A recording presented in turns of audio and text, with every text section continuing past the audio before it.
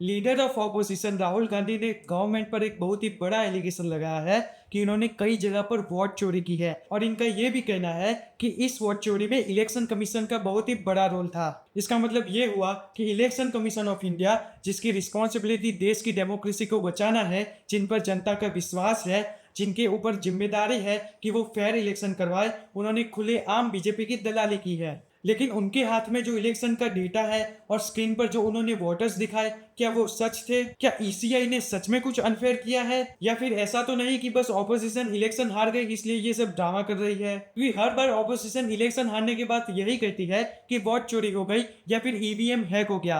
तो क्या सच में ईवीएम हैक हो सकता है? क्या सच में ईसीआई वोट चोरी करवा सकती है? ये सारे सवाल के जवाब आपको मिल जाएंगे, लेकिन हमें उससे पहले ये जानना होगा कि विश्व की सबसे बड़े डेमोक्रेटिक कंट्री का इलेक्शन कैसे मैनेज किया जाता है। My name is Mihir Kajjar and I will explain you. जब किसी जगह इलेक्शन होता है तब सबसे पहले वोटर आईडी चेक की जाती है, फिर वोटर के हाथ पर इंक लगाई जाती है, उसके आगे उसे वोटर को स्लिप मिलती है। स्लिप मिलने के बाद वोटर सीधा ईवीएम मशीन के पास जाता है।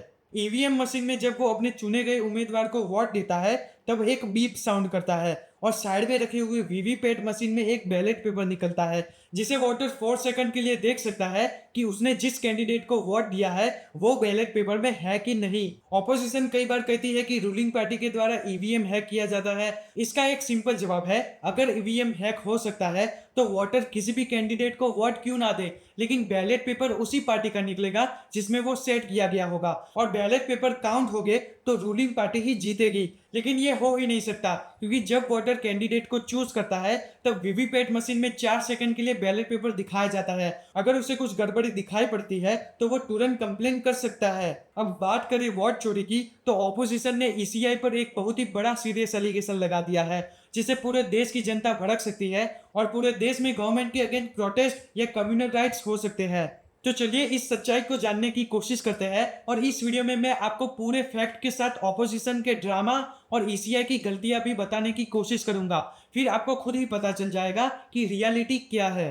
राहुल गांधी ने बताया कि कई जगह पर वोट चोरी की गई, जिसमें सबसे बड़ी चोरी बेंगलुरु की एक सीट पे हुई। वहां पे 5 तरीके से 1 लाख वोट की चोरी हुई, जिसमें duplicate voters, fake addresses, bulk voters in same address, invalid photos and misuse of form 6 की बात की गई। राहुल गांधी ने यह कहा था कि उन्हें इलेक्शन कमीशन ने डिजिटल डेटा देने से मना कर दिया, इसलिए उन्हें मैन्युअली ये सब डेटा कलेक्ट करना पड़ा, जिसमें बहुत ही टाइम लग गया। सबसे पहला एलिगेशन है डुप्लीकेट वोटर्स, जिसमें राहुल गांधी ने एक वोटर को दिखाया जिसके पास 4 अलग अलग एपिक आईडी थी। साथ ही में आदित्य श्रीवास्तव को भी दिखाया गया, जिसे 2 अलग अलग एपिक आईडी थी, एक कर्नाटका में, एक लखनऊ में। बाद में ये पता चला कि आदित्य पहले लखनऊ में रहते थे, फिर बेंगलुरु शिफ्ट हो गए और कई साल से उन्होंने वोट वहां पे दिया ही नहीं।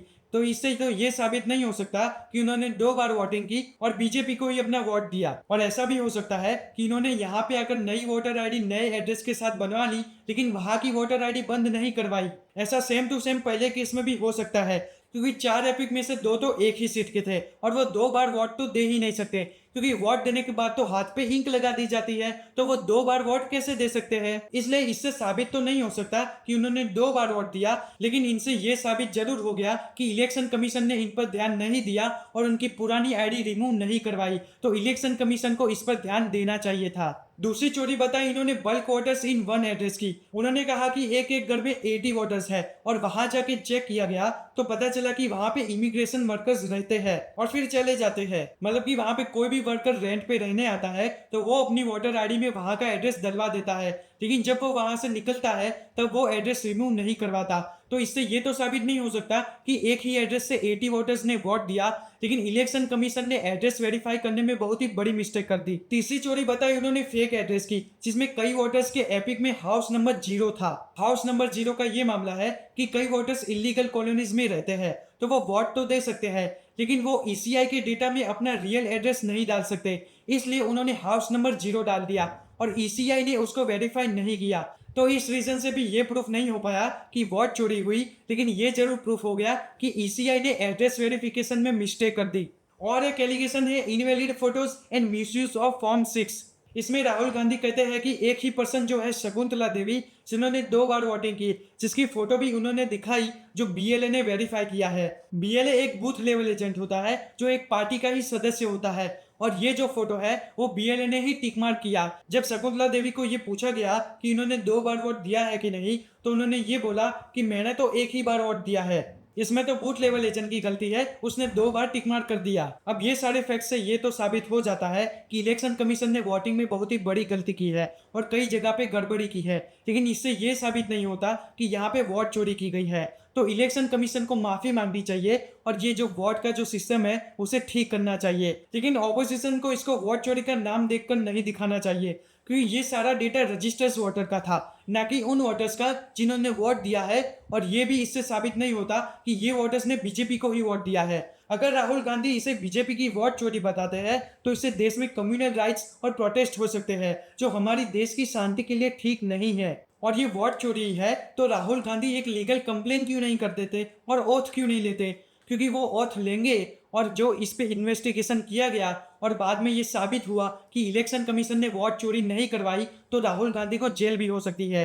इसलिए वो ओथ लेने से डरते हैं और फालतू में वोट चोरी का ड्रामा करते हैं, और उन्हें लगता है कि वोट चोरी 100% हुई है तो उन्हें तो ओथ ले लेनी चाहिए, है कि नहीं। अब राहुल गांधी ने महादेवपुरा की वोट चोरी को सबसे बड़ी चोरी बताई, लेकिन उन्हें ये कैसे पता चला कि पूरे इंडिया में महादेवपुरा में ही सबसे बड़ी वोट चोरी हुई है, क्योंकि उनको ये लगता है कि बेंगलुरु में तो वही जीतेंगे, क्योंकि बेंगलुरु में पहले से कांग्रेस ने एक सर्वे किया था, इसलिए उन्हें ये लगता था कि बेंगलुरु में कांग्रेस की सीट ही आएगी। लेकिन जब रिजल्ट आया तब बीजेपी जीत गई, तो उन्हें तो ये लगा कि वहां पे वोट चोरी हुई है और यहाँ पे बीजेपी के द्वारा बहुत ही बड़ा घोटाला किया गया है, जिसमें ईसीआई भी शामिल थी। लेकिन क्या ऐसा तो नहीं कि सर्वे के बाद जनता ने कांग्रेस को उल्लू बना दिया, क्योंकि कांग्रेस को तो ये 100% मालूम था कि वो बेंगलुरु में ज्यादा सीट लाएंगे, लेकिन महादेवपुरा में तो बीजेपी जीत गई तो वो उसको वोट चोरी का नाम दे देते हैं। लेकिन कांग्रेस को शायद पता नहीं कि वो जो महादेवपुरा की सीट है वहां पे 2009 से लगातार बीजेपी ही जीत के आई है। तो क्या 16 साल से वहां पे वोट चोरी होती आई है?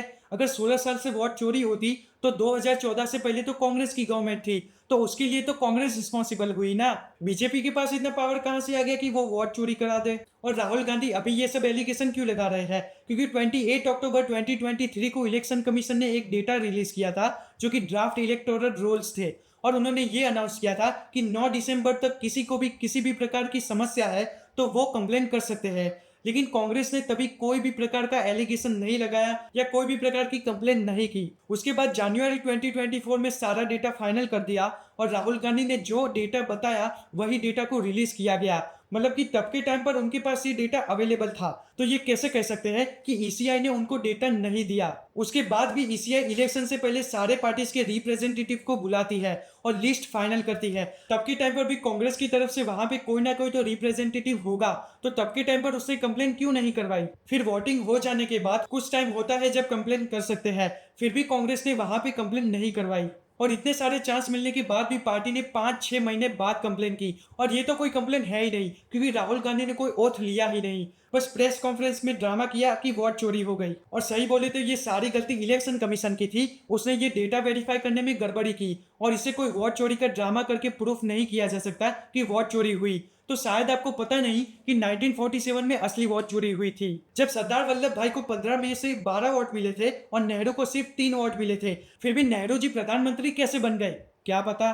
खैर जो भी है, लेकिन इस टाइम की बात करें तो ऐसा तो नहीं कि ऑपोजिशन हार गई है इसलिए उन्हें अंगूर खट्टे लग रहे हैं, क्योंकि इलेक्शन कमीशन ने प्रेस कॉन्फ्रेंस करके साफ बता दिया कि वो तो निष्पक्ष है, वो किसी भी प्रकार की वोट चोरी नहीं करवाई।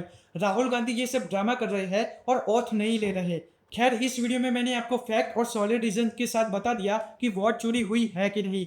अब हम ये तो नहीं कह सकते कि बीजेपी ने वोट चोरी की है कि नहीं, लेकिन ये वोट चोरी की बात नहीं है, ना ये ऑपोजिशन की बात है, ना ये गवर्नमेंट की बात है, लेकिन ये आपके वोटिंग के अधिकार की बात है। इलेक्शन कमीशन डेटा वेरीफाई करने में गड़बड़ी करता है तो ये एक डेमोक्रेसी के लिए बहुत ही बड़ा खतरा बन सकता है। अगर ईसीआई अपना काम ठीक से नहीं करता तो पूरे देश में कम्युनल राइट्स प्रोटेस्ट, गवर्नमेंट के खिलाफ हेट फैल सकता है। तो ईसीआई को डेटा वेरीफाई करना चाहिए था और उसको एक माफी मांगनी चाहिए, और उन्होंने जो भी गलती की है उन्हें सुधारना चाहिए और जनता के प्रति अपना विश्वास बनाना चाहिए, क्योंकि ये देश के लिए काफी सीरियस मामला है।